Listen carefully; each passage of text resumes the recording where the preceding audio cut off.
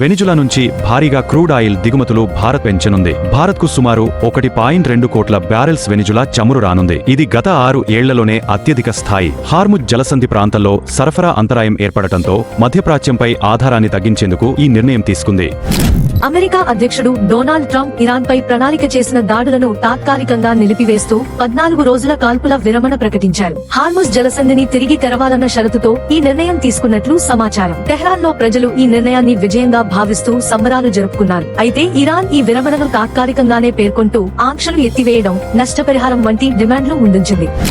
గుజరాత్లోని అహ్మదాబాద్లో ప్యాకేజ్ దోసపిండితో తయారు చేసిన దోస తిన్న తర్వాత 2 చిన్నారులు మృతి చెందారు. 4 ఏళ్ల మిశ్రీ 3 నెలల రాహా మరణించగా తల్లిదండ్రులు ఆసుపత్రిలో చికిత్స పొందుతున్నారు.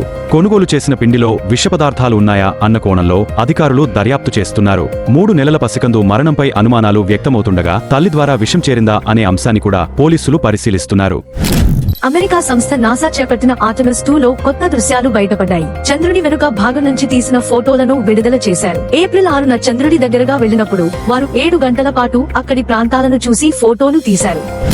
టాలీవుడ్ స్టార్ అల్లు అర్జున్ బర్త్డే సందర్భంగా ఫ్యాన్స్ భారీగా సెలబ్రేషన్స్ నిర్వహించారు. ఈ సందర్భంగా ఆయన కొత్త సినిమా AA21 పోస్టర్ విడుదలై అభిమానుల్లో మరింత ఉత్సాహం నింపింది. స్టైలిష్ లుక్ లో కనిపించిన బన్నీ పోస్టర్ తో ఈ ప్రాజెక్ట్ పై భారీ అంచనాలు నెలకొన్నాయి.